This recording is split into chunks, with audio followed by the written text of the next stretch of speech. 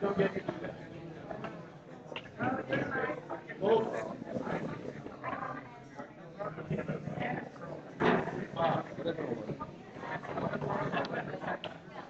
There he is.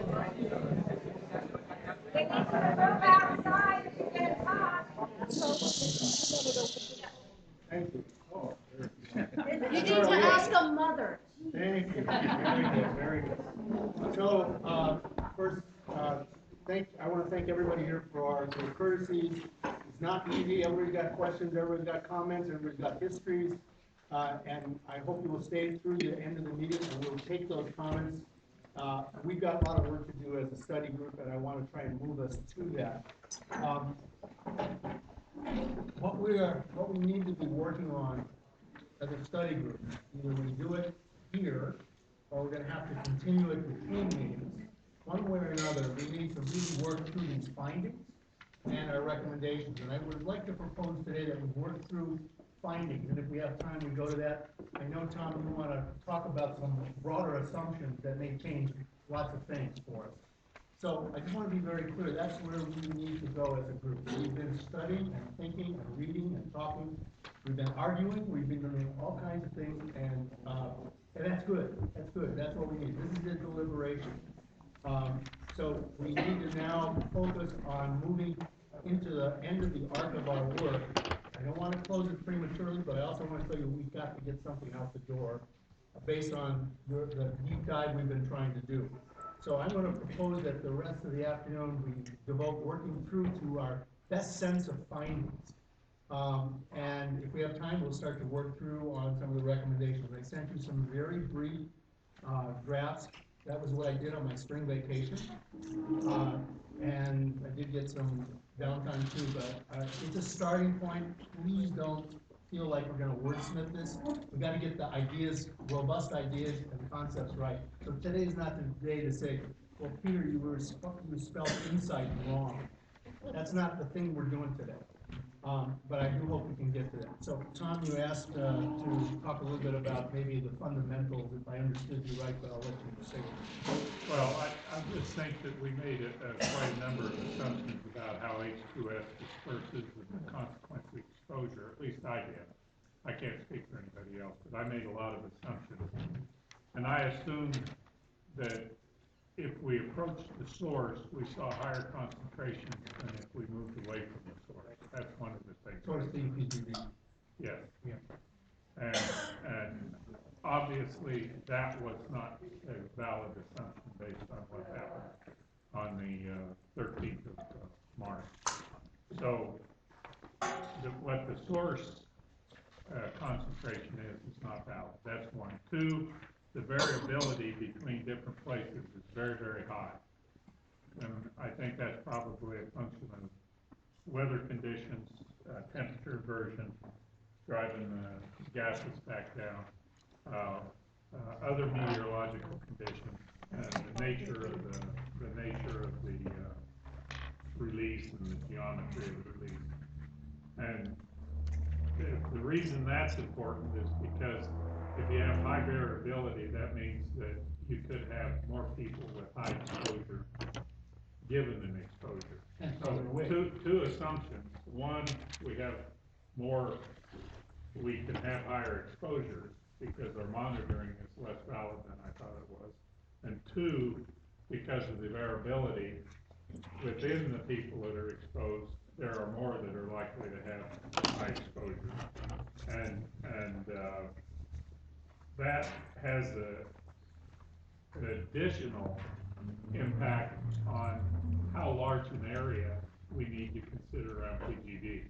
In my mind, I was thinking, I was kind of leaning towards maybe a mile or two and thinking we probably need to think 4 or 5 to be conservative.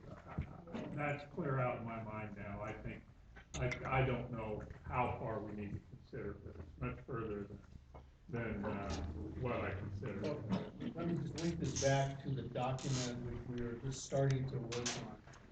And then I hope we can pull these things into this document in the right way. So what I tried to do in this very first early draft was to describe things about what we know, what we don't know, and what we assume. And we can provide the county and say, these are things that we kind of know. And we can cite some of the science, and we can cite some of the things that would have come before us. We can document, and that's in multiple areas. That's in complaints, that's in H2S, that's in metals, that's in pentane, it's in a series of the things that we've talked about or looked at. And that we will be able to say, here's what we can say with some confidence as a group. Here's some things that we actually don't know, and the science is contested, or the data's too fuzzed out, and we can't tell, and here's what we assume. So we make assumptions in this thing. And I also believe we need to be somewhat precautionary in that approach as we do that. So this is a good example of saying my assumptions have changed, and if those are the findings that we agree on, then those are things we're gonna have to capture. So I have two more that I think are important. And One I'm is, just gonna turn to Catherine and Cal and make sure we're capturing these notes. yeah, well, I have them written down. I can provide it for you if you need to. But the next thing is that if we look at distance and we look at, there was a study, I think it was the Anderson study and also the CDC study that was based on that. And both of those studies showed high problems in Hawaiian beaches and Leilani estates, and the assumption was that because Hawaiian beaches was safe and Leilani estates was in the target zone, that there must not really be a problem in Leilani estates. When you looked at Leilani estates, Hawaiian beaches as compared to a control group even further away, general Hawaii population, the control group even further away was much healthier than either. And so I think we have to accept the possibility that we have to drastically, we have to consider the possibility that the diameters that we can consider around PGV are much larger than what Goes we to your consider. 5 mile comment, or whatever the right number would be, Exactly. Yeah. Those are basically, there's one other issue that I'd like to bring up, and that's something I've learned about abatement, and the need to monitor for heavy metals, and that I believe we need to monitor for heavy metals, and if now is the right time, I'll briefly discuss what I found. Well, what I want to do is just hear some general, and then we're gonna dive into the particulars, and I may ask you guys to do some sitting down in smaller groups today if we have time, or offline, we'll do it. So, why don't we hold the heavy metals, because there's other things about pentane, about complaint records, about all kinds of things. Well, this one has a little more immediacy, because when I asked Darryl, he said he didn't use it because nobody had told him to. When I asked Mike, who used to be the program manager and now speaks for PGV, he said they don't do it because they're not told to by the Department of Health. But a very simple explanation leads me to believe that when that discharge occurred, we put heavy metals out, and essentially, In the atmosphere. yes, essentially, sodium hydroxide is used in wastewater treatment to remove heavy metals by precipitating it. What that means is the heavy metals form with the sodium hydroxide to form heavy metal salts. And it's fairly common among the community to know that there's a dust that comes out when the abatement system is used. And that dust, when it was analyzed by a community member once, showed high concentrations of heavy metals. And so I think chemistry supports it. I think the testing supports it. I think the community observation and yet Department of Health doesn't require it. So I think we need, as another assumption, to open our apertures to talk more about heavy metals as well. Rene, go ahead. Yeah, as far as the diameter, the effective diameter of impact from the plant, I'm 4 miles away, and during the blowout, all my bumblebees died, and my This is in 91. and my goat died. So I think 4 miles for sure, in terms of effective radius, possibly more. But I can only speak for sure for 4 miles. If we're looking at what we know, what we don't know, what we assume, I'd like to put in a little word for subpopulations that are more susceptible than others, such as the aged, pregnant women, infants and small children, and people with respiratory problems. And I don't think that's an assumption. I think we know that. There's such a thing as the canary in the coal mine, the populations that are sensitive indicators. So that's one of the things we do know, is that there are sensitive indicators within the community that respond more severely to lower emissions levels. And does anybody know what the demography is of those subpopulations? We have a little bit of data, it's not a lot, it's not real good. Do we know how many, at any one moment, how many pregnant people there are, how many pregnant women, how many, frail elderly there are, how many people? No, and the reason is that different people go to different clinics when they're sick. A lot of the central nervous system stuff, people will never go to a doctor for. Oh, my memory is going, I must be getting older, and they don't think that's something they should go to a doctor about. Then you have more than one clinic treating people. The clinics, when you get your intake form at the clinic, you don't put down how far away from PGV you live, you put down your PO box so they can send you the bill. You could be working in Needle and have your PO box there. It doesn't tell us anything about proximity to the plant.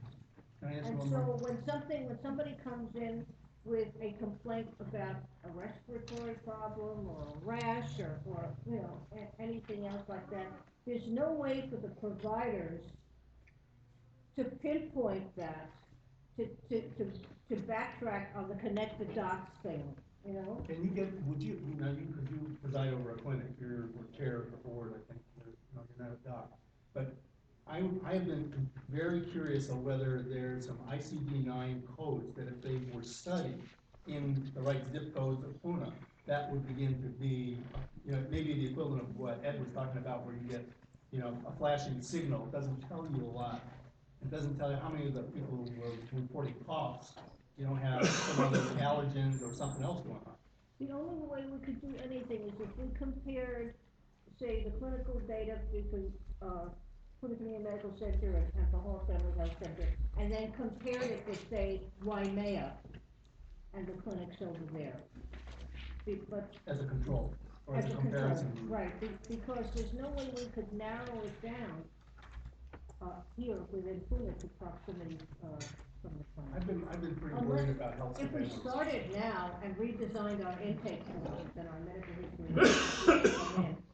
maybe then, but it wouldn't give us any of the old info, It would only take it from here on out. Laura, insight on this? I was looking at some information the other day and it showed that there was a significant increase in fetal deaths in 91 and again in 93.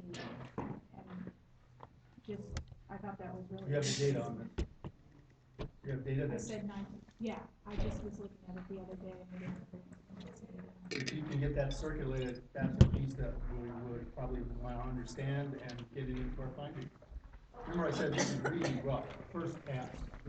So, I would love to try to take this in some sequential way, but maybe just my optimistic side says we can do that. But we have sort of a series of sections, and it doesn't mean that there are other sections missing. So one was, what do we know, what do we not know, and what do we assume about complaints? And I think we can write something, and I don't propose we spend our time on that today. I think that's something that Bob, myself, and a few others who've been around here since the raising period can write that thing. I haven't been around here, but I'm studying. But we have exposure, which Tom has already spoken to, metals, and H2 exposure monitoring, H2S, metals, pentane, noise and vibration, and emergency response. What are the sections maybe missing from this that we will need? And then I'm gonna suggest we kind of work into this, a couple of sections piece by piece. We have to move into this stuff. Is there anything, I mean, remember, I was writing this in Arizona, so.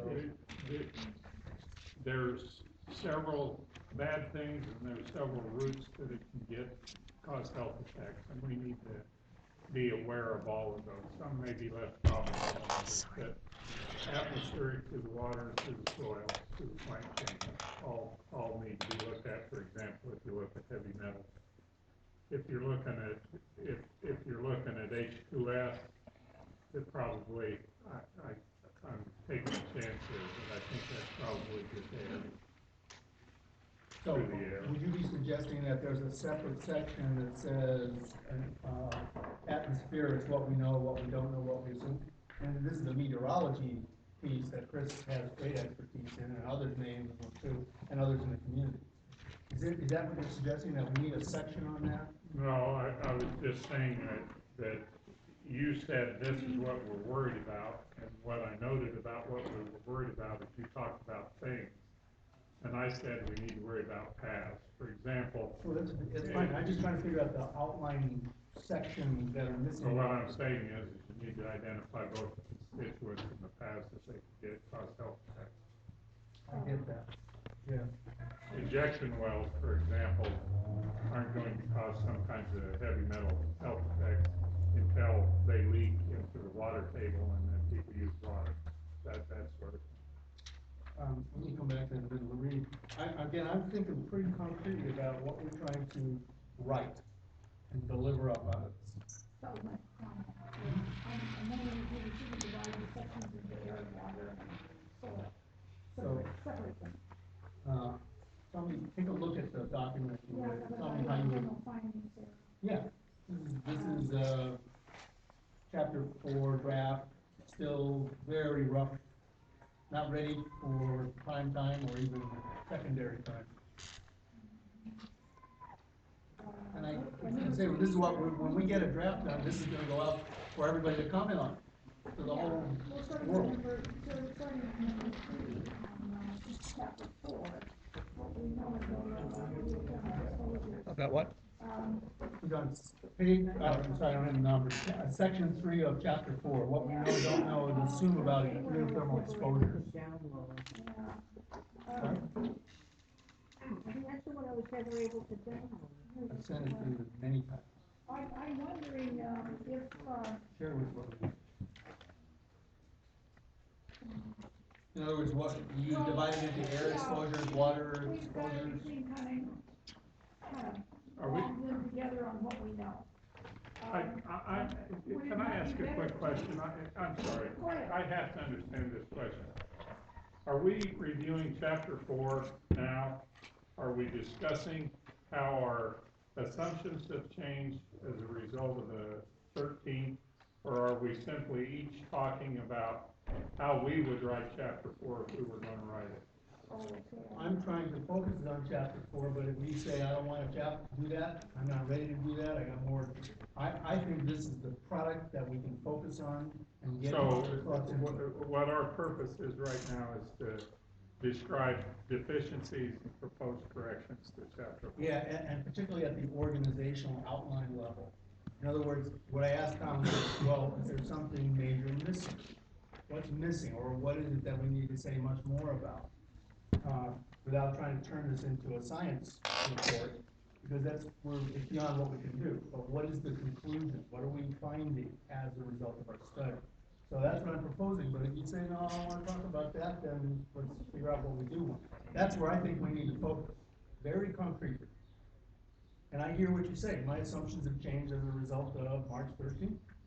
And so then, how does that impact this? Is that helpful? I understand what our task is. Yeah. So if that's the case, then March 13th and then April, whatever it was, yeah, that does change, I think, how we should approach the outline. And I think we should separate air, water, and soil. So that's what you would say on that section 3. We Yeah, really need section 3 3, subsections. what we know, don't know, and assume about geothermal exposure. air, water, soil. Right, and because number 4 goes into noise and vibration, and Right. that would be fine, 4 as noise and vibration. Well, noise and vibration, noise goes through the air, the vibration goes through the air and can go through oil, water, and soil too. Vibration has many different medias in which it can travel in, so I don't know, maybe we would keep, noise and vibration separate in its own category. They may be okay. Keep it as 4. I'm not worried about the, Let me comment on that. I think that, that's rational to do it, but I think that the heading should be the most significant things that we're looking at. So H2S, and then talk about where it goes. But that's the issues, not air. In other words, the issues are the bold, That sounds good. the headings. Okay. So the headings would be exposure monitoring, H2S, heavy metals, emergency response, and then you bring in, if that is applicable, where, soil, and you go through it that way. But don't lose focus on what our major concerns are. That sounds good, I like Okay. that. Okay. and so what I'm gathering is that it's really, section 3 is all about, much more about, monitoring. It's not about statements we're making about exposure, it's much more, that's a piece about the monitoring problems or Right. failures or what we know and what we assume and we've already talked about. I think we're gonna rapidly come to a conclusion on that, frankly, that it's a mess. Yeah. I mean that in the most technical, scientific, legal, and, sociological sense. So, no, I think we're gonna I don't think that's hard. The harder part will be recommendations, but I think we're gonna find agreement on that around the table very fast, very easy. I like his. Yeah. So that, one section is about monitoring, and then it's really getting down to air, water, soil, what I heard both about. I can't read page 8 or 9 on mine, for whatever reason, of this, report number 4, but there are a couple of things. I thought we had all kind of agreed that we thought there were health impacts, and I see questions throughout the different drafts of, are there health impacts, or do we believe there's health impacts? I thought we kind of have, maybe I'm mistaken, but I thought we had agreed to that.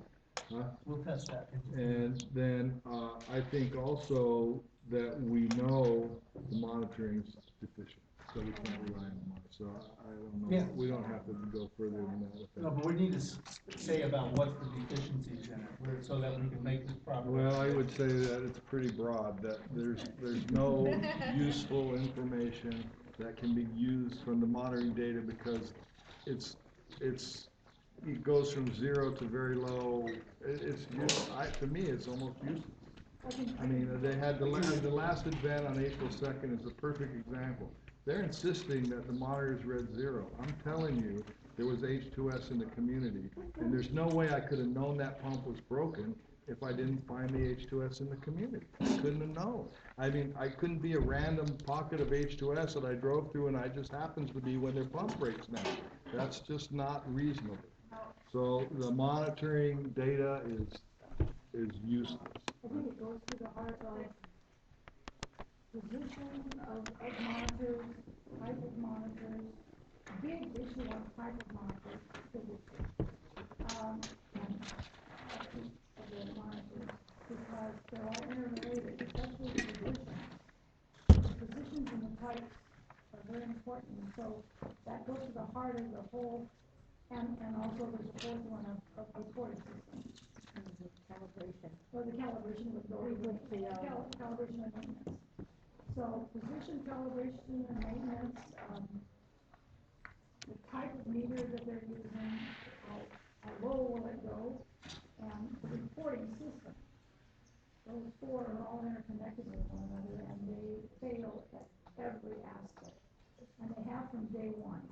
Yeah, no, it's been pretty clear to this group, this is not a mystery, we know.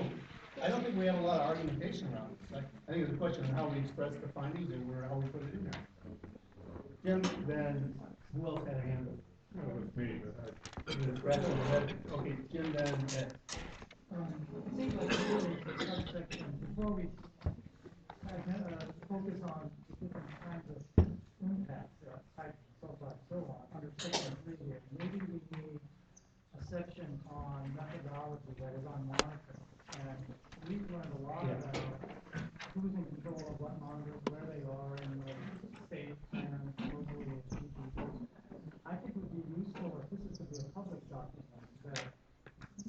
some information of that, some of that information to services. And, as part of what we know where they are. Yeah, what and they are. I think there's a new section that goes in, Yeah. instead of 3, it's called monitoring. I went to exposures, and I should have put it in, sorry, I was jet lagged. You could do it that way, or you could do it as a subsection of what we know about exposure. Oh, I see, it's a subject. I actually think it's been so important that it warrants its own section in what we conclude. Yeah. I really do, I think we shouldn't put around with that either. Tom, I'm sorry. I agree with Pussyfoot comment very much. My general comment when I read through these things was that I thought we had achieved consensus about many things that now seem to be a matter of well, now it seems like a re-argument. When we had the doctors here, we were going through report after report after report of valid health complaints. And I asked the question, does anybody else want to hear us continue to go through health complaints associated with releases? And the answer was no. We will concede that there are valid health complaints. So, as far as I'm concerned, the group has come to the conclusion that there are valid health complaints associated with What is geothermal valid? research. Can you say what valid means? Because there are health complaints was that about are most all- reasonably caused by geothermal development, research, and production. Well, the way I tried to state it was, and maybe I was being too conservative in trying to capture it, was that there are lots of complaints which we can have documented, we have some material. Center of effort. Can I finish what I'm saying? But the question is, have they been verified? Is there verification that says, Dr. X said yes? So that's the missing piece. Well, it sounds like, yeah, and I don't I mean to agree say with you, I agree with you, but the report sounds like the opening argument is the business side of a litigation. That's right. I'll just read the first sentence. The center of effort for the study group has been a search for understanding and insight as to what the negative health effects, if any, have been created by geothermal energy production in Puna. Very first sentence. We start out with the assumption that, hey, we're first going to have to decide if there's health effects. And I thought we were past that on the Let's second find out. meeting. Let's find out. Let's test that. And I know where you stand on that. And I probably could guess where you stand on that. I want to see if others in the study group also. Just wanted to. If we're in agreement, then. I wanted to mention that the section on monitoring should be just on monitoring, Yeah. and then followed up by emergency response. In other words, it has to start with the monitoring before we can determine recommendations for how to respond. Because if you don't know what's going on, how do you respond to it? So and I think they should be distinct. That we talk about it and we make our recommendations, and then subsequent to that, we then make our recommendations based on that. So we don't put the horse in front of the cart or whatever. Say either way. Yeah, I agree with that. But then there's the follow-up by government agencies after that. That's the next step. Can I just go back? I think that's a good suggestion. I want to test Tom's proposition that, I'm sorry, this is not meant to be a justification for the business interest. I kind of resent saying that because that's not where I sit. So the question is, have we established enough that says we don't have to argue whether there are or aren't negative health effects? Are we clear? Can I ask, Bob, I want to hear from others on this. I want to I know. know where you, I want to hear from Do you others. really? How do you know what I'm gonna say? Do you know I'm gonna say there were 140 lawsuits that PGV paid damages to for health complaints? Does that establish it? No. It does for No, it me. doesn't. Okay, let me finish People this. settle lawsuits for thousands. You found 400 complaints and then you told us to stop looking, but we also know it's really difficult to file a complaint. Civil defense can't even find their complaints. So, so how many complaints do we have? 1,000, 2,000, 5,000? How many complaints does it take from the community before we establish that there's a problem? We know that the complaints are there. Okay, so what do you? The question is, are there clear health effects, negative health effects. So why would 5,000 people, or whatever the number is, complain? No, I don't have an answer to that. So, well, I'm asking you to do though, I'd like you to weigh in, this is really critical. Well, There is literature, there is medical literature, not only from this area, but from other areas and different places where there has been H2S releases, that does point to health effects from HTS. That's, that's known already. I mean, last night I read Dr. Kilbourne's, and that's just one, but he's got a great big bibliography here of 2 pages in very tiny, maybe .10 font or something, that shows that there is a correlation I'm between asking the group, H2S are you ready, and health. ready to say that? Is there No. anybody who's not ready? You're not ready. no, I mean, I'm sure I was one that said, I've heard enough, I understand that there's a lot of complaints. And I will easily accept that there can be some complaints that are associated with Puna Geothermal Venture. I'm certainly not willing to say that all the complaints are a direct result of the Puna Geothermal plant. So I would appreciate hearing a scientific answer to all of this rather than hearing more complaints, which I think is what we're tasked with doing, because there's a large segment of the population that just isn't going to take everybody's word for it. They need something to support this. So our task is to come up with that supporting evidence or not. I'm ready to write this in the way that it's being suggested by Tom, that we've established this. But I want to get concurrence, or I want to understand where we have disagreement. I don't think anybody's saying all of the complaints are tied to PGV. I think what I'm saying is that there are so many complaints, and it's been going on for 30 years. And after 30 years, we didn't get any monitoring that works. We didn't get anything. I think that at this point, we have to, and we have the 140 lawsuits, I think there's enough statistical evidence to say that there's a problem and that it should be looked at. Oh, I think it should be stated as an assumption because providing causation is again getting back to the legal argument. I thought what we conceded was, when we conceded that point, is that we were willing to quit arguing about that, and we were willing to start talking about the design of the health study to determine if we could determine causation and other problems. Like we hear from Jim and others who've gotten, Marie and others, and Alan, this is really an important thing. So if we're convinced that there are health complaints, we'll say that. And then you'll have room where the minority says, I don't have an agreement, there's room in the dissent to do that. Jim? Well, I think we need to be careful about our language. We're talking about health complaints, but we're talking about health effects. And are we talking about health effects that are caused by PGV, geothermal development? So, I don't think anybody can doubt that there have been complaints. So That's not an let's just kind of take that off the table. But I have doubts, some questions about some of the statistical analyses that have been shown to report to show that there is a connection, a correlation between thermal development and documented health differences. So I think we need to. What do you conclude?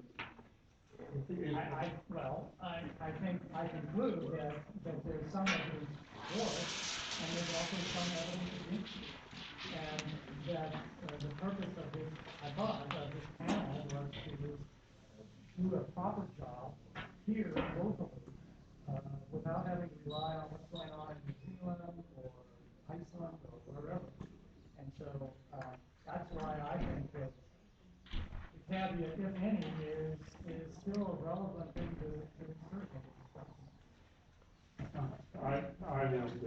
I would like to discuss with Jim directly and say, I think the if any may apply to, can apply to certain times in history of geothermal development. I think that putting if any when we're talking about the blowout of KS8 and the prolonged operation of HPCA, I think is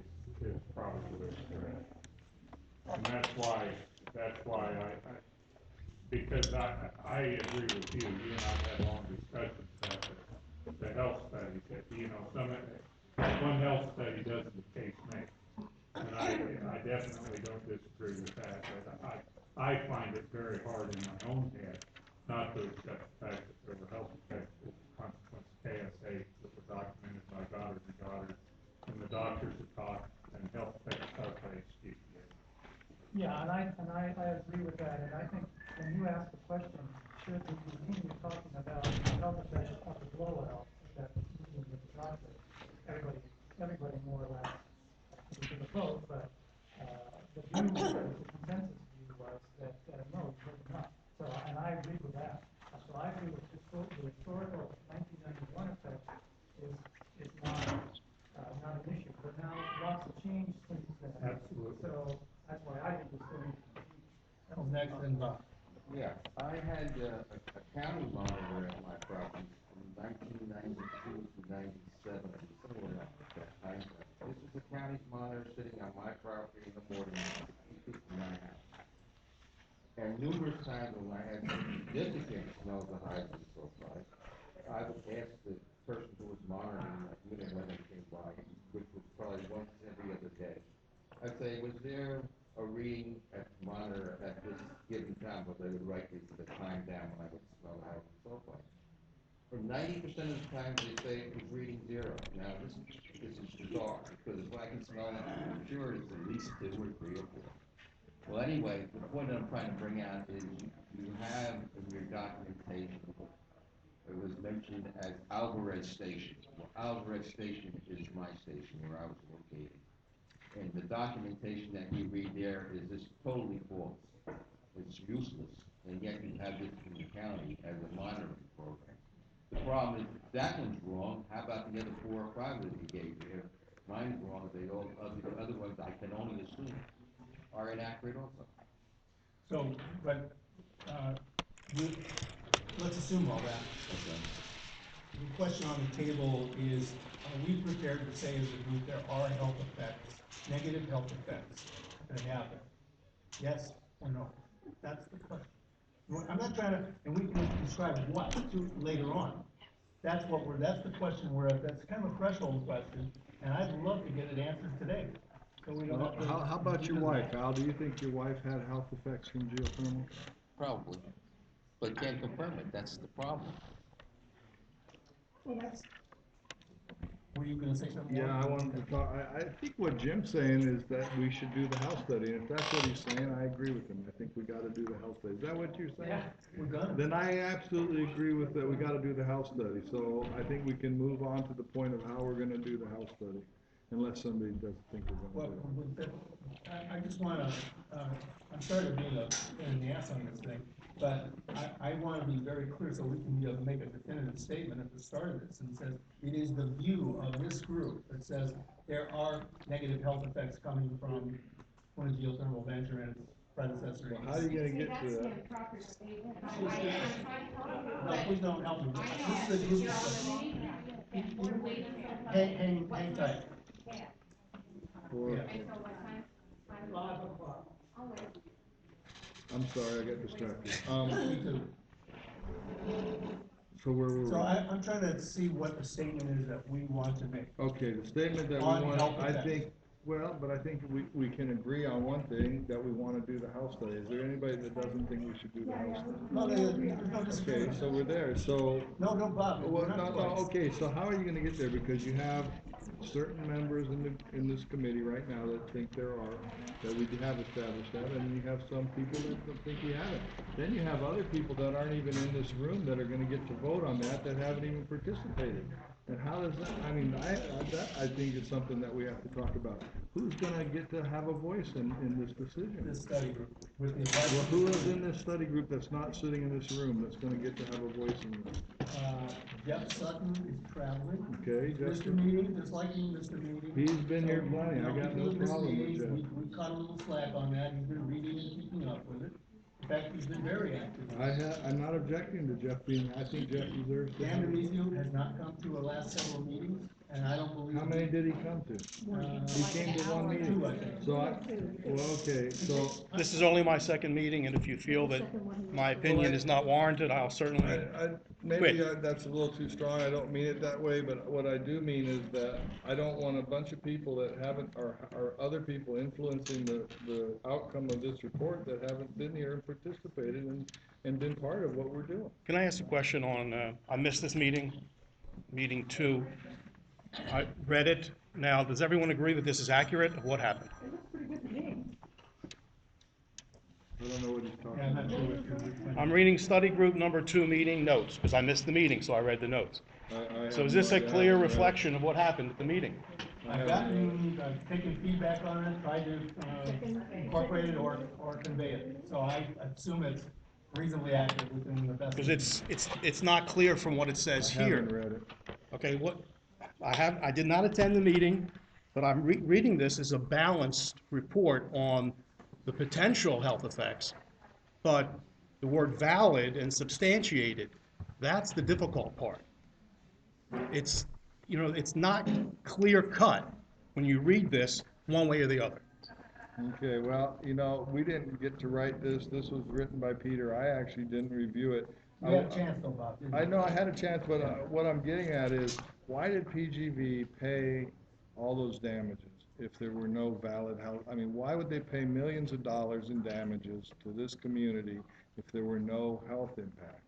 So to me, I don't think there's a question left, and that's just, I was one of the people that I filed. worked in the courts, people settle lawsuits for 10,000 reasons. 10,000 reasons. All right, Telling well, you, that's your settle. opinion, that's your See, opinion. and I that's was there and I was a opinion. litigant. See, we, as a study group, we really can't rely on opinion. Well, We have to rely on scientific evidence. I agree, I agree with what you said, that what my point, and perhaps I overstated it, but there are things that we need to discuss, whether we know them or not. There's things that we've kind of decided on as assumptions of the group, that we're going to move on, we're going to put this in place, and we're going to move on. Whether it's proven or validated or substantiated, I don't know. What I do know is that I thought as a group that we decided that there were valid, no, I won't use that word. There was enough evidence of health effects and health complaints, especially during the HPPA and the blowout, that we would accept the fact that we don't have to discuss that much more. And if we accepted that we're not going to discuss it much more, is it a proof? Is it a scientific proof? No. But is it an agreement that we made as a group that we're going to move on and we're going to talk about how to design a health study rather than whether or not we had health effects? Renee, If we knew all the answers, there would be no need to do the study. Right. Okay, so, and we all agree that there is a need to do the study, and so the question is, what are the questions that a health study should address? I have quite a few problems with the whole business, that there were some studies that were done, and we could be looking at those if we had them, to help us answer that question. But the health department seems to have disappeared or lost or misplaced or misfiled, who knows what. talking about Kuahara? The Kurihara and the Rubin health We studies. have, I don't know if it was a study, we got a report. Someone had, We have the report from Ruben. no. That's not a report, it's a summary of what was given to the Department of Health with names redacted. I didn't see that. I didn't see I'm that. pretty sure we got that, I'll check, I'll double check. I think we on have, that. I think I have it. Kuahara, I can't get, Renee, I'm sorry, you've been trying. I know If you you're can get- trying, if you can get it for us, and I'm bring it starting on. to think that maybe we should do a FOIA request of the Department of Health. There might be a reason We why can we're recommend that. withholding it. Yeah, we can recommend that. I did talk to Peter. That's a recommendation one day. Because there's data out there and. Yeah, we here's have Ruben, not- right here. Yeah, see, I It's sent not that, been available wow. to us. It's just one page. actually, the guy who missed the meeting has got the data here. So, Laura, One of the things I think is that, you kind of summarized No, That's not what exactly people data. thought when you wanna read it? you were Laura, I working can't, on sorry, I it. just can't hear you. I think the problem is that when you were writing it, you summarized health effects, if any, and I don't think anybody in the group thought there were no health effects. And I think that your wording there is just not representative. So really, what we need to do is say, we've been searching for insight and understanding as to what negative health effects have been created by geothermal energy. If I take out the word if any, that pacifies that comment. I'm not wedded to it. I wanna make sure we're in agreement. Say it again. Say it again. The center of effort for the study group has been a search for understanding and insight as to the negative health effects that have been created by geothermal energy production in Puna. You should add research and, development to Sorry. production. Anytime you say geothermal energy. Yeah. Anytime you say geothermal energy production, you need to say research development for that. That includes HEPA. Well, it includes HPPA, it includes test wells, it Yeah. includes the whole. So I'm looking at the Rubin letter, can we go back there, or are we done? Well, I think we're there. If people are comfortable with that, then we said, there's lots of complaints, we know that. Well, but Rubin says there's health impacts, and he said the Department of Health finds that there's health impacts, so, I In the mean, group and study. and the study's not here, but let me read what he says. We feel this family, who is close in proximity to the KS8 well, still not killed, as revealed by the recent independent investigation outside the admittedly arbitrary 3,500-foot radius as brought out by the independent investigation, has endured the real cumulative effects of 15 months of stress, immune suppression, leading to bacterial infections and headaches and effects from high noise levels. I mean, those are real health effects attributed directly to geothermal by the Department of Health. Or the groupie study, just so we can be clear. It doesn't matter. It doesn't. We have determined that there are real health effects attributed to geothermal. It could be for this group or that group. He lived there. It's for people that live there had real effects. That's determined by Department of Health. That's all I want it to reflect. If it reflects that, I'll be fine. I'm game to go where you want to go. I just want to have a statement that we have, that we're clear. I think we're there. We can say this with reasonable comfort. And it doesn't mean we can't qualify those statements if Jim, if you or others say, wait a minute, the level of verification on those. That's Rubin is verified by him as a doctor. Doesn't mean, the lawsuit pieces were, I don't know if they were verified or not, the 115. I don't know if they were all the complaints that have been produced or alluded to have been authenticated and verified. Actually, we had to submit letters from our doctors. So for you speaking. For that And I lawsuit. For told the you. 140 lawsuits? Yes. Or, And that's just this one letter that we've got there. okay, but those are sealed now, right? No, you can No, go. Laura reviewed, they went And I through, told you Laura about went through and this. reviewed the health complaints that were And I made. told you could go there and get that information I at think one we're of these there, though. meetings. I think I what he think said, You're pushing on an open door, I guys. think we're there. All right. We're there.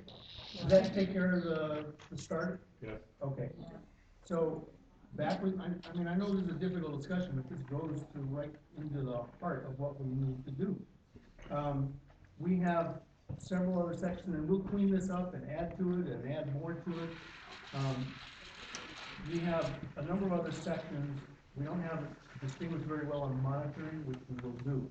We will have a section on what we know, what we don't know, and what we assume, and I suspect that'll be a pretty robust section.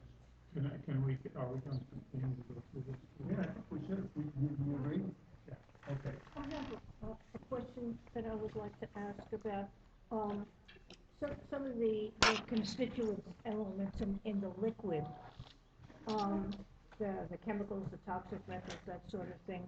Are any of them have the capability of causing health effects if they're only applied topically? So, for example, if somebody, took water out of the well and the well was contaminated with geothermal fluids, and all they did was just, like rinse off after going to the beach with could that cause rashes, or, I mean, is there any way, I know forests If- can absorb liquid, If it's so, an irritating chemical, applying it topically could cause damage. If cause it's like caustic soda, sodium yeah, of course, hydroxide. sodium hydroxide, you put that on you, it'll cause some damage, That's definitely. lime. Lime, yeah. Okay, so Burn. when But to we're answer your looking at question, I can't answer, exposure, but we if there is wanna something look in at- it that causes irritation, Yeah. definitely, it cause a rash. So when we're looking at exposure, we not only, and we're looking at through air, through water, when we're looking at through water, it's not only by drinking, by ingestion, it's also topical, impact. Yeah, and there is a section on caustic I just soda, wanted to- not very complete Yeah, yet. it's possible, Okay, yeah. Yeah. Back we go. So I would like to work on, so let's set aside the complaint section. We'll come back to that. Let's set aside the introductory section and talk a little bit about the exposures piece. This is part of, so let's assume we have a statement that says the monitoring is flawed. We're gonna say that. We will say that. I mean, I don't think there's disagreement. We'll argue about the particulars later on. But what do we want to say about what we know, don't know, and assume, especially in light, Tom, of what you raised? And looking at this March incident. Which chapter are we? Well, it's confusing. Yeah, I think it's in 3, but it's all garbled together between monitoring and exposure, which is, I'll disentangle that. So let's assume we're gonna segregate these into 2 different sections. So one is going to be on monitoring and emergency response. We'll have those. What do we want to say now? What are the findings that we want to say about, very specifically about exposures? And particularly in light of what you said at the start, that you rethought that. Well, I've said it many times. I've said it before. I don't think I need to waste everybody's time by repeating it. I think we have to consider much higher exposures. We have the possibility of much higher exposures. We have to understand the possibility that the exposures are not consistent from one area to another, that the area, the target area for the exposures is much higher, is much larger. Yeah, I've said those before, but those are not assumptions for the group. They're just, I've had to adjust my thinking to adjust my overall conclusion. So I wonder if those are shared, because if they are, again, we'll be able to write those in pretty fast. There's a high degree of probability, plus or minus error factor there, that because the monitoring has been so poor, we have a lot more serious situation than what we really realize. And like you point out, and rightly so, because of the geology of the area, the dips and the valleys, the winds coming and going and dying down, and it being heavy gases mixed with other stuff that could be heavy, and they sink and then they get up. There's a whole varied ecosystem. And I think we may possibly, not saying we do, but maybe we have a bit more serious situation than what we really would like to believe. I think we should at least put that in the paper that things might be a lot worse than I think. So what's been shown here? And that's in the part that we say, here's what we assume. We can say what we know, what we don't know, and we can say that we don't really think the existing picture is very accurate. And we're getting an awful lot of different signals, a lot of white noise when we really look at it. We're not getting clear So signals. what do you want, what's the question on exposure? Well, I think Tom's captured it. One is that it's probably high. We have to assume. I think this will go in the piece that says we assume that it's higher than has been reported and that we know, and that the target areas are probably wider, the impact areas may be wider than we know, and that they're complex. They're not going to be neat. I think that's another piece because the Variability. yeah, the real complex. The topography and the meteorology is pretty complicated. Balkanization of the past. I think that Is that your phrase? this needs to be in the monitoring section again. In other words, we're saying that we feel that the monitor should extend for X number of miles, 10, 8, whatever the distance is. That's a monitoring problem because we need to know the levels there. But what can we say about the exposures as we've understood them to date? That's, I think. I agree that the levels could definitely be higher than we've seen on these monitors. It goes back to the inaccuracy, not the inaccuracy, the unreliability of the data. since we don't know really what we're dealing with, we gotta consider all possibilities, and for the health of the people involved, we should err on that side. That's a precautionary Yeah, stuff. Right. and you talk about how far out. Goodard, when they did that, on the 91 blowout, said that there was complaints and effects out to 10 miles. And so we talk about a zone of concern. I think at least 10 miles from the center point of that plant. Where's the number No 10? less than 10 miles. Why That's 10? Goddard. Because That's that straight was out of the Goddard Goddard and report? Goddard. Yeah, what they did is they measured it, they said we had 200 ppm of this thing, and it could go out twice as far, and the effects could be 4 times as Right. big because of errors in calculation of the model. Which says that the size has to be 10 miles, and Agreed, that's great, 10 miles, but that was the blowout. I guess for every mile, how much more money will it cost to do this? And do we say 10 miles and it's $20 million? That's not getting done. I mean, so I'm making the numbers up, but I think it's a great recommendation. I think based on what the Goddard report, definitely 10 miles. Oh, yeah. That's the gold standard. But if the feasibility, because of the money issue, isn't there, should we have a fallback plan? In other words, should the monitoring be at higher intensity, closer? Yes, absolutely. So as the distance increases, the level of monitoring decreases, therefore the expense won't be as great. We don't expect the same level of monitoring, is that correct? I really admire your approach. And I've been struggling with the fact that we have isolated effects that we don't understand. And we can't really explain horses dying here, fish kills here, different things. Some of them may be related, some of them may not. We don't know. But we look at kind of varied effects over the landscape.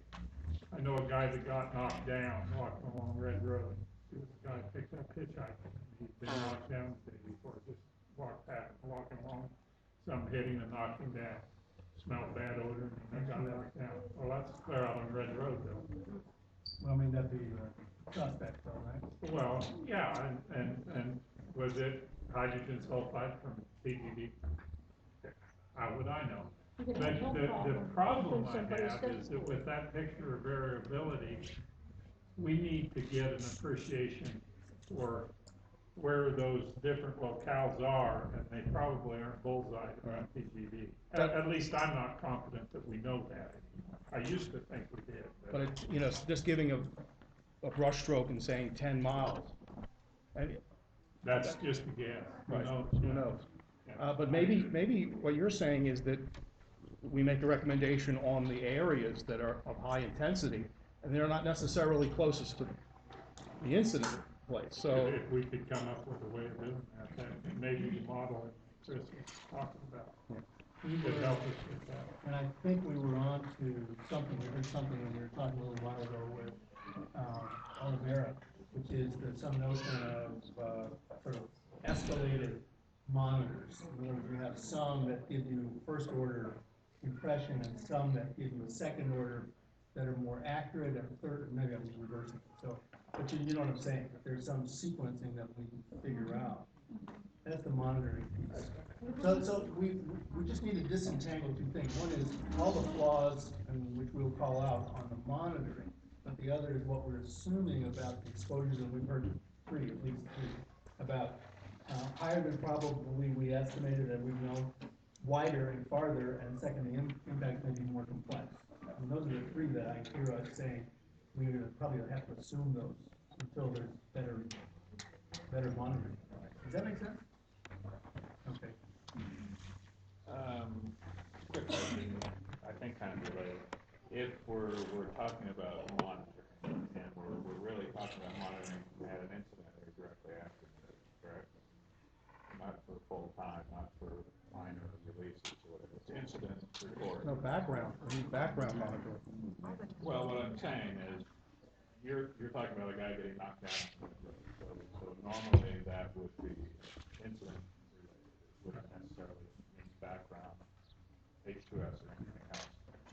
So putting fixed monitors out at 10 miles doesn't seem realistic, but as an incident response, portable monitoring can be placed whatever distance away from the site that we want.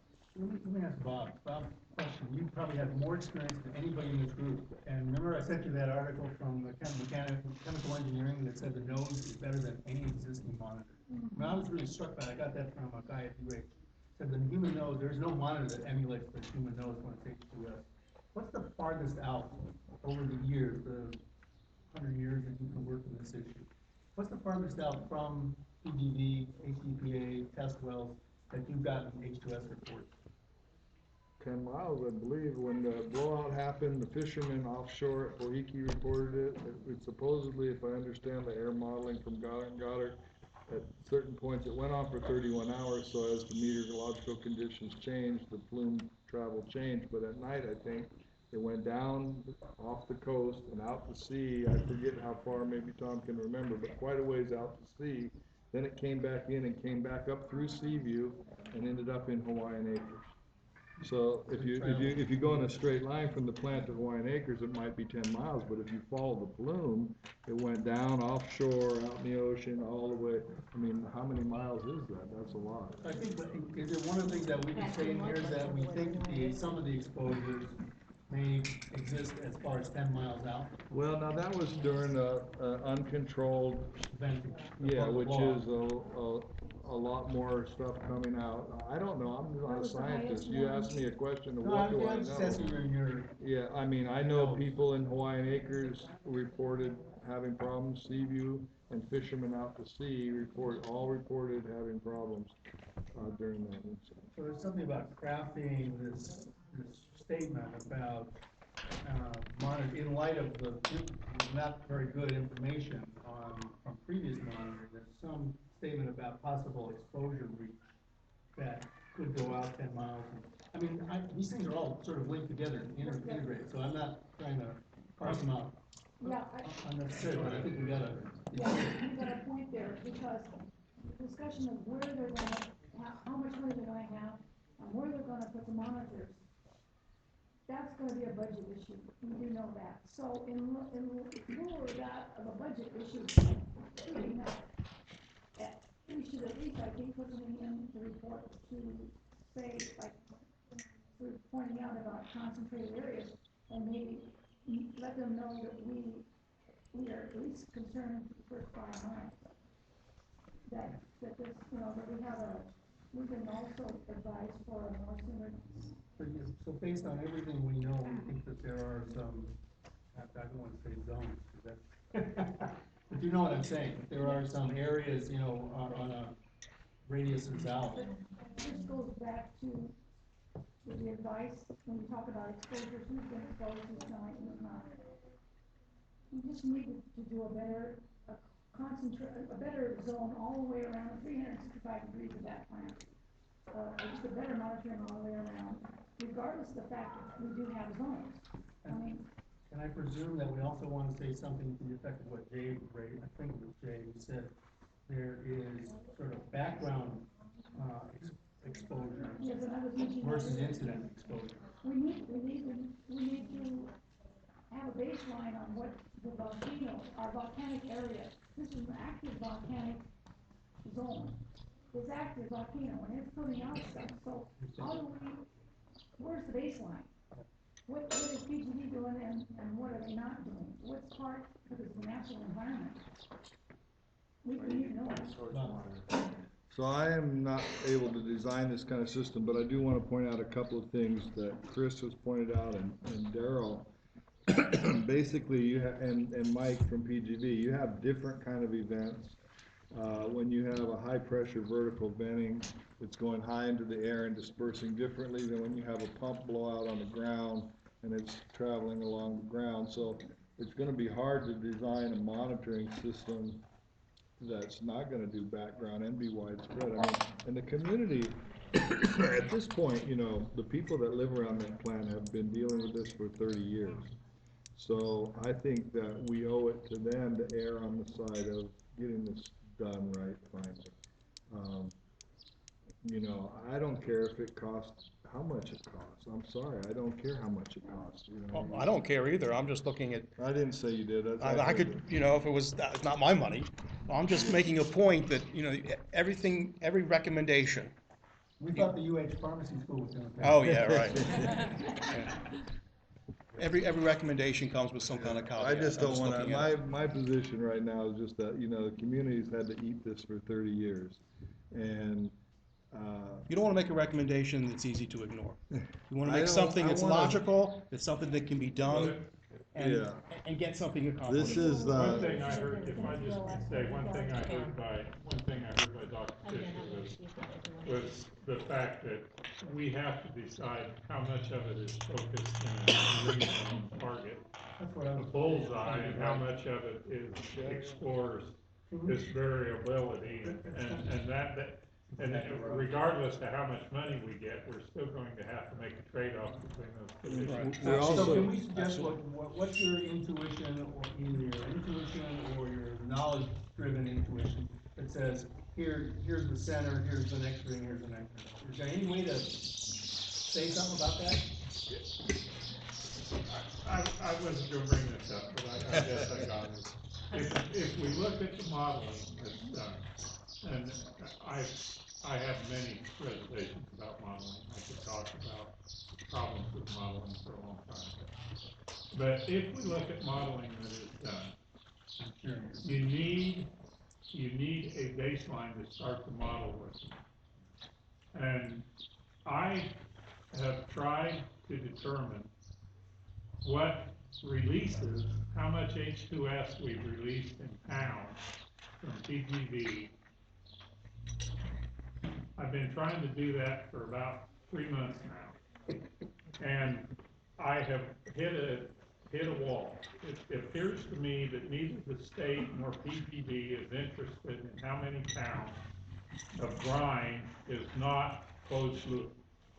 They're both willing to say it's a closed loop system, but when you ask to say, okay, show me what's not closed loop, there's no records that show any interest in finding out what it is. And just to take it further, this is the flow information that we got from. Yeah, it turns out that the flow information, and Mike might have a comment, and I would love to hear it, but the flow information is, no matter what happened on the day of the flow, and I didn't look at every day, but every day I examined, every hour I examined, the flow in was exactly the same as the flow out, even on those days that I knew that Everybody there. understands, this is kind of important, because we were putting a little bit of stock on trying to capture it, so it's what's coming up and what's going back down.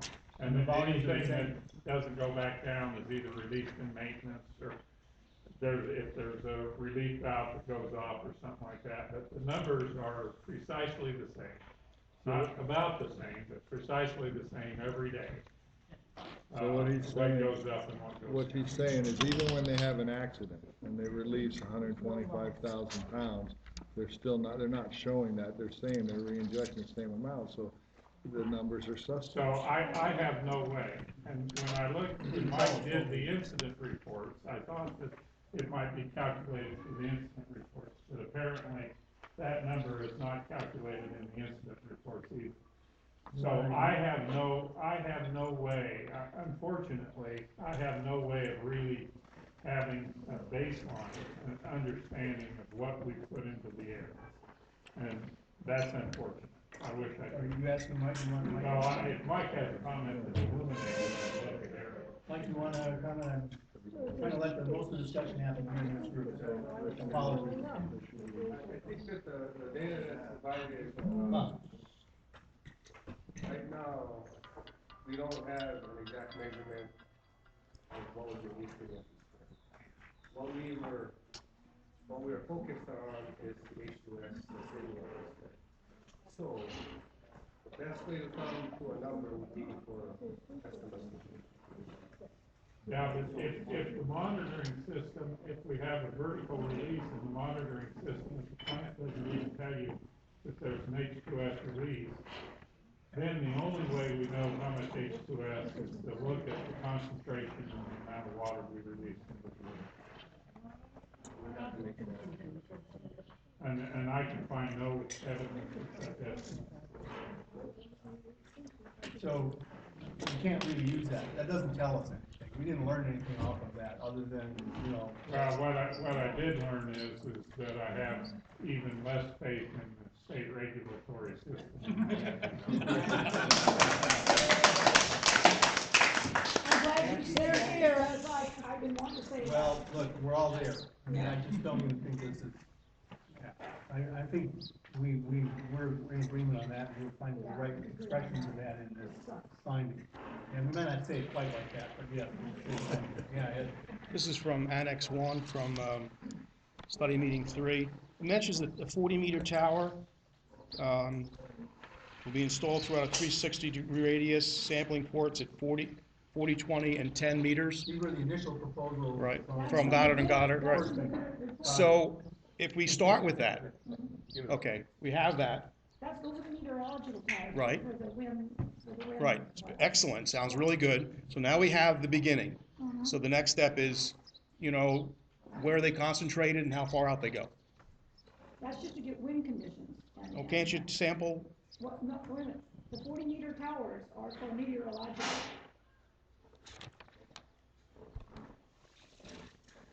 Could be used. But you could use them also for sampling ports for air. Right. Now we got another section, we've got with the ones that's on Leilani Avenue. Okay, it's got 2 sampling ports. It has one for EPA regulations at 10 to 12 feet. It has another one on the other side of the trailer at one breeding zone level, Right. quote unquote, at 1.2 meters, that's 5.9. Right. I got a picture on my camera, my husband, he's 5'11", and it hits him about here, so that's about right. That's one they put in, but they make a statement on the internet that it's not a regulatory sampling port because it's not EPA required. So this is what's happening, you know, see, if it's not EPA regulations, we don't have to do it, so therefore we're not, well, maybe we will on this one. I got you. That attitude is one I think we should put in our report. It should not be tolerated. Right, absolutely. Breathing zone level. Who's breathing zone? He's taller than I am. I'm 5'6". And she's even shorter than me. So when we talk about these portable units, now we have to decide what sampling ports, like the one at Lava Tree, reactivate it. Children are way down there. Yeah, the children are shorter, but if we've got to choose a sampling height, we've got to choose something, we choose 2. We do EPA, keep them happy, and choose another one. Okay, what's the average height of the average adult in this area, in the Puna area? Some are shorter, some are taller, somehow we gotta go to an average. So, all right, let's choose 1.2 meters, 5.9. I don't care, just 5 feet. 5 feet for me is a little better number. It's a nice round number. And have 2 sampling ports on each of these portable units. Right. And put them strategically. They're little houses on wheels.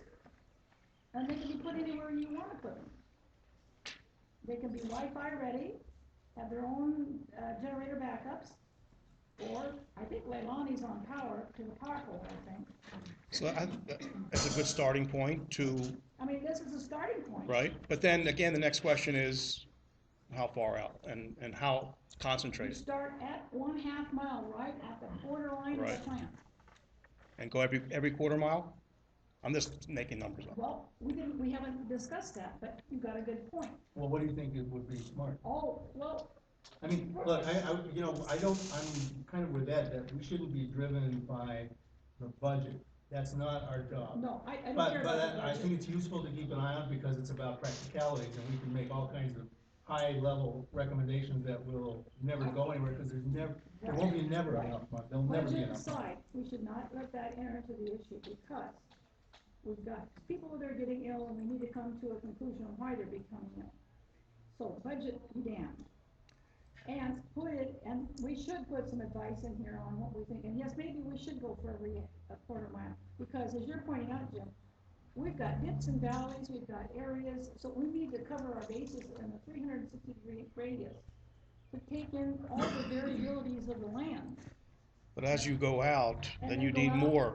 5 miles then maybe. Yeah, because as you go More out, or less? more. The circle grows. Yeah, the circle's bigger, the circumference is bigger, Right, so, So you need more monitors farther out, right, is your point. right. Well, but if H2S is, pretty much stays close together because it's heavy, then the farther away you get, the less chance you're gonna hit it, Right. if the monitor is gonna capture. That's why I thought this, reading. so maybe we don't need past 5 miles, maybe perhaps. But we do have to target low-lying areas, because that's the most likely. right, And so, right. if it's half a mile, or if it's a quarter of a mile, whatever it happens to be, So make it's the- the low-lying areas The that. topography determine where they go, not necessarily how far Well, away. there's also the air profile for temperature inversions. Depending upon the various temperatures, air will flow up and down depending upon the temperature profile up and down. And that's why and I don't know how complex the model is, but I think most models have a validation program. What you do is you set up the model and you say, this is the way I think it'll work, and then you go out and take the measurements and see how it works. And many of these spot areas might be able to be predicted by the modeling program. I do not know. The problem I have with the modeling program, and that in itself can be very expensive, is that I don't know what input we're gonna put into it, because we aren't measuring how much H2S we're putting into the atmosphere. Okay, Bob and Jim. Other places have already dealt with this issue, and I think it'd probably be better if we just kind of, or at least be helpful if we look at what they're doing. Lake County in California, for one place, has gone through this. It's the largest geothermal power plant, the geysers. They have, I think it's called the Lake County Air Management System Do or you know something. what that is? Do you know I what don't it's have it called? with me, but they have a website. I'll send it to you. Could you send us the link, and then we can take a look at that? That's a Yeah. good idea. Yeah, and I remember others who've come before us and said that California, if we emulated California, we'd be in better shape. Well, at least it gives us something else to look at, that other people have done the same thing that we're doing This right is now. so complex. I think you've got a good point about California, because they've got, last time I checked, 21 geothermal plants. I don't know if that was fair or not, no. Jim's up. Yeah, it seems to me that we're a little off track. I mean, it's a highly technical issue of where to put monitoring stations, where, at what height, or how far out. It seems to me this is not our purview, because this should be done by a group of people who are technically able to do this. And I think Bob's comment about kind of cutting it off and saying, look at California, then is a good one. And it's about all as far as we can go. I can't evaluate. I agree with how, Yeah. where to put these monitors. And I don't wanna jump into that section quite yet, but the next section, the first thing is to say, get a monitoring expert who's credible, Right, and this is, so they can give us their monopoly on that. but I think we should still, the monitoring expert's gonna be a need be, but I still think we should give them our opinion and our viewpoint on the situation. What they do with the information is another issue. And certainly you got a point there, that they get a certified expert that says, no, this is not right. But then we have the right to come back and say, why not? And, I mean, we should at least give them a baseline of where it's proven. Well, my question's a little, I kind of agree with that. My question for Jim and Marie is simply this, that I don't think that if I asked the state last week, or last month, or last year, if they had experts design the monitoring at PGD, they would have said, no, we hired a bunch of Dilberts, and we needed to hire real experts, and we'll go hire them now. I think they would have claimed that the folks they hired were experts. And I don't know that they're not. To be respectful, you know. Where's that, then where would that take you then, as a finding, or? Well, my problem is when this group makes a recommendation to have an expert hire something, design something, I'm left that is not really a meaningful thing to tell a group of people that already think they're hiring. Yeah, and I think that gets to a recommendation, which we're actually technically not supposed to be discussing now. Correct, but we, That no way is we how can, do we go about informing the county how we want them to choose?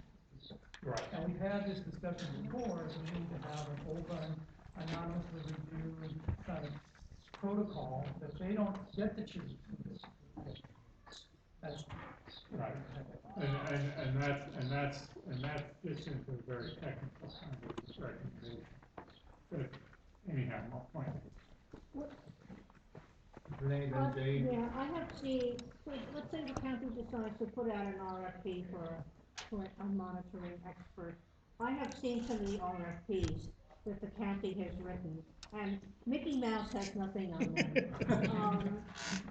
It's amazing how many things that they should be putting into the RFP that they want the prospective applicant to address that are completely omitted. So I think for us to play it on the side of being more careful and making sure that they have all their ducks in the row, we might wanna say, make sure that this supposed expert has so many years of experience in the field, has this kind of credentials or that You're saying kind of that's what we should do? credentials. are you saying that's what we should do? Yes. Okay. Right, to make sure that when the county does eventually, if they do, put out an RFP that includes meaningful, job criteria. So can I just, one quick thing now, to tell you guys that, our work, this is really hard work, but this is exactly the discussion I think we're starting to zero down. It says, here's what we think we can say, here's what we can recommend. So I just wanna say, we're in the right place, even if it's messy, fine, we can live with it, it's been a messy situation anyway. So I wanna congratulate you, and I also thank everybody else for listening as hard as you have been, without jumping out of your seats and strangling me or somebody else, so thank you. So, it's important because otherwise, we can easily get lost in the weeds on this stuff, and I've learned nothing else, it's the interconnectedness of these issues. Monitoring, exposure, water, air, soil, underground, atmospheric, all those pieces. So I think this is the right track, trying to crystallize what it is we think we can say, with some veracity. Yeah. I would like to open a new subject for a second, but it will immediately come back to one more discussion.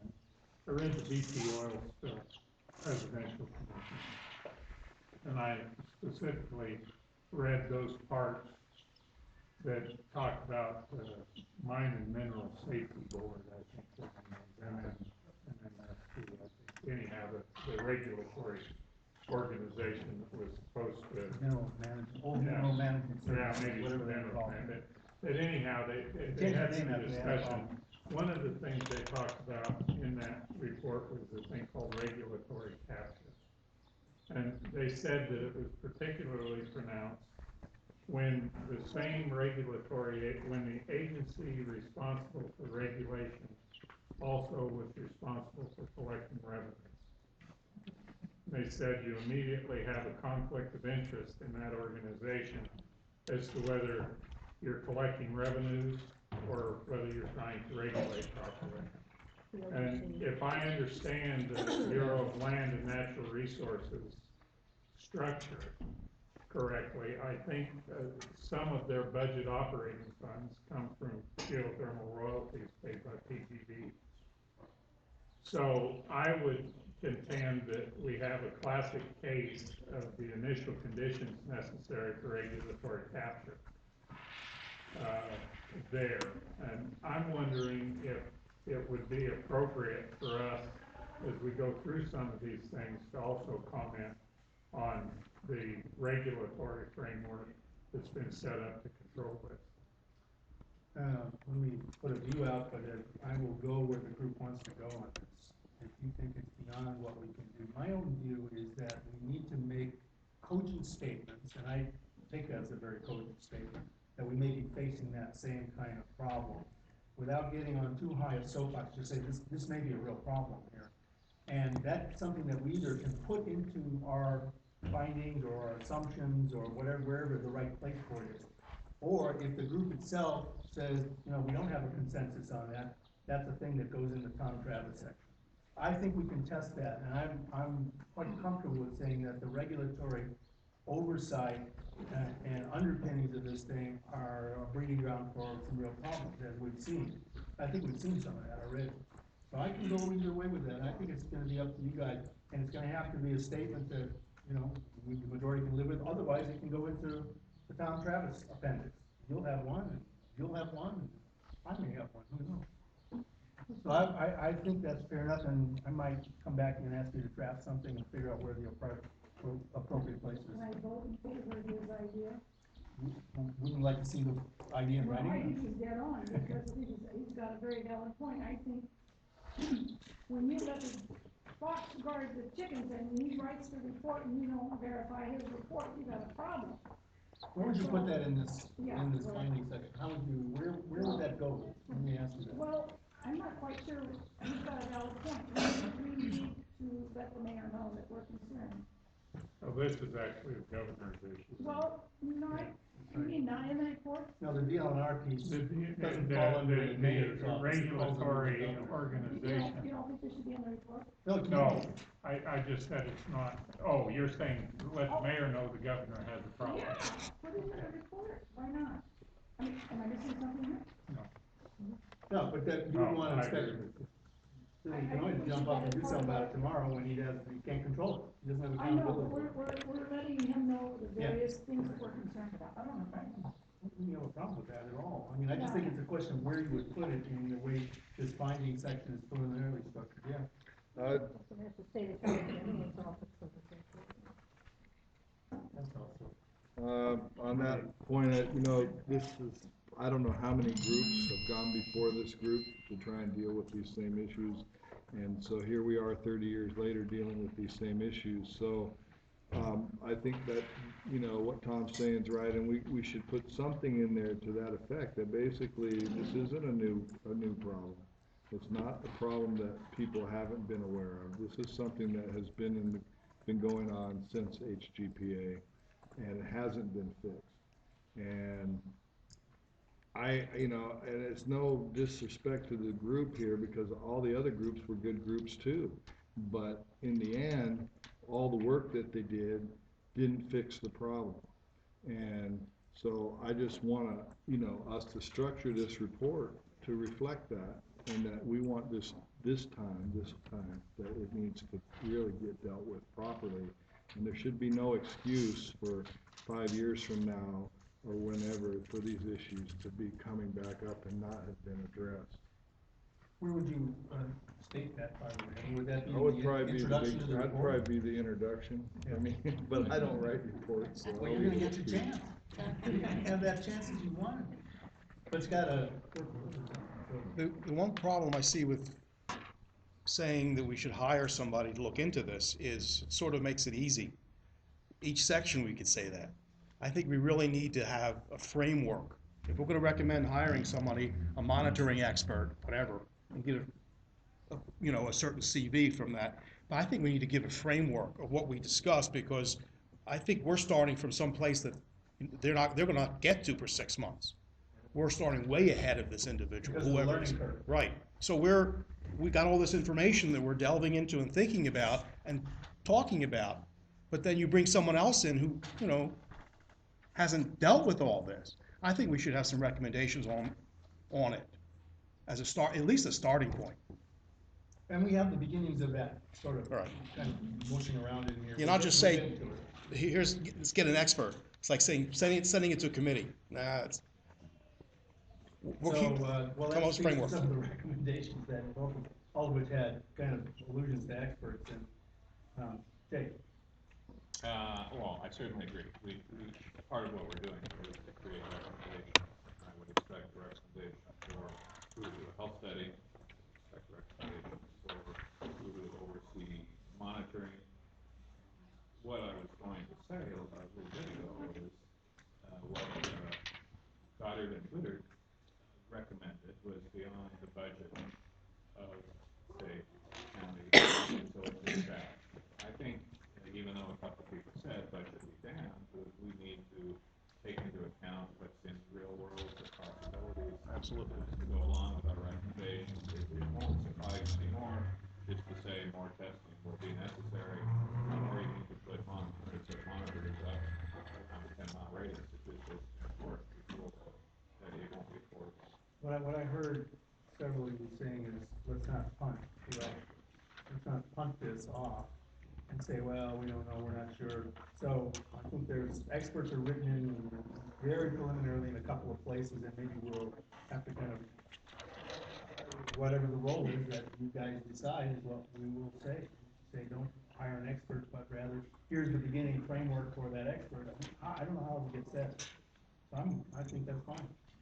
I would also like this to be the report that ends all the reports, and the meeting that ends all the meetings, so it would, if we could possibly do it. Let me suggest we take a minute break, and then when we come back, I'd like to take a pass through the recommendations. This is our first sort of pile on to the recommendations and findings, and we've learned a lot in the last hour, and I kind of take a little bit more time on the findings. And then, so, you guys in 5.7 minutes.